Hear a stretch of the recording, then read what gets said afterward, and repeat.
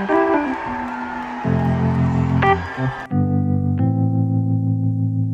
mean, we got a quarterback.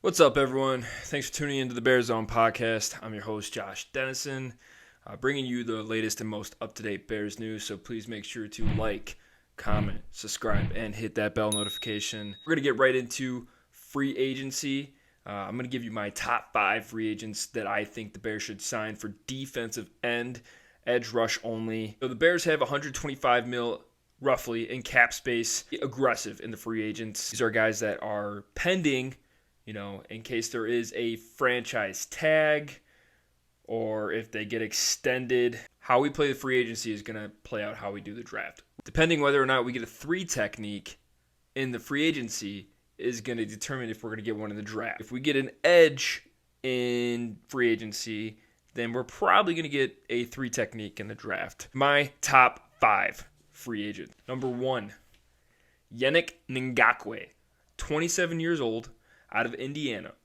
Yannick Ngakoue has been solid ever since he got into the NFL. He's not always going to be someone that gets you 15 sacks a season or anything like that, but he is pretty consistent. Since 2019, he had 8 sacks. 2020, he had 8 sacks. 2021, he had 10 sacks. This year, he's got 9.5 sacks. So, he's doing really well. 7 tackles for a loss this year with 15 quarterback hits. That's pressure that we don't have on our side of the ball that we could use. So, Yannick Ngakoue, I got my eyes on him in free agency. If the Bears sign him, I think that'd be a great signing for the defensive line. A guy that can really generate pressure consistently and get to the quarterback. He is young, so I do like the fact that he's 27 years old. I don't know if the Colts are going to keep him or not, so we'll keep our eye on that. If he does get a contract, it's probably going to be a little more money, but it's okay because we have the cap space. I would think he's going to demand somewhere of the $15 million range per season. 3 seasons, I'm okay with that. I think that's a fairly fair deal. Number 2, Marcus Davenport, New Orleans, defensive end. So Marcus Davenport came into the scene and he was expected to be really good. He has been kind of a roller coaster. He's been up and down his whole career so far. Last year, he had a great year. He had 9 sacks, 3 forced fumbles, 16 QB hits. People thought he was actually starting to come on the rise. Well, then this year happened and he has half a sack. So I don't know what happened there. 2020, he had 1.5 sacks. 2021, he had 9 sacks. And then this year he has half a sack. Inconsistency doesn't really get you far in the NFL. Robert Quinn's pretty inconsistent, but when he's not, he's really good, right? So it's like a Robert Quinn, really, really bad, really, really good, really, really bad, really, really good. I think he's going to demand somewhere in that $23 million range. Who knows? With him playing not up to, what they want. He doesn't produce. Find a guy that doesn't produce the $20 million a year. I don't know. I don't see it. Maybe like a $10 million a year kind of a deal. Number 3, Jadeveon Clowney, 29 years old.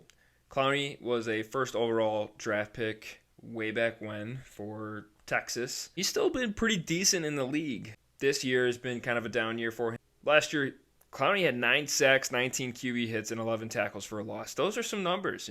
That's pressure. And then this year he's got 2 sacks, 3 QB hits, and 3 tackles for a loss. The talent's there. The production has been there before. He's not that old. He's only 29 years old. You want to sign him for a 2 or 3 year deal? I'm okay with that. Maybe 2. I'd go with the 2-year deal. He's going to probably demand somewhere in the $10 million range. But, I think that's not a bad add to the team. Pick number 4, J.J. Watt. He's 33 years old. Pretty good this year. 9.5 sacks, 12 tackles for a loss, and 19 QB hits. This guy was almost an MVP candidate at one point for Texas. 2021, he had 1 sack, 5 tackles for a loss, 10 QB hits. He was hurt. And that's the thing with J.J. Watt. He always gets hurt. So that's something that you got to keep in mind when you sign him to a contract. Be somewhere between $8.5 to $10 million. I could see it being 11 or 12. Sign JJ for a 2-year deal, maybe. And that's a good veteran presence to have in the locker room. Very valuable to have since we have such a young team. I think having J.J. Watt around could help get some younger talent in there. He can help develop them. Robinson, get Robinson in there and start, learning from J.J. Watt and stuff like that. He was learning from Robert Quinn. Then Robert Quinn left, and now he hasn't been doing so good. The guy's still producing, though. So there's something to be said there. If we get some younger talent on that line, some really good talent, and then you get J.J. Watt in there, I think that could be pretty good. And then for my last one, number 5, Matthew Ioannidis. He is 28 years old. Carolina, currently with Carolina right now. 2021, he had 2.5 sacks, 3 tackles for a loss, 11 QB hits. This year, only 1 sack, 4 tackles for a loss, 8 QB hits.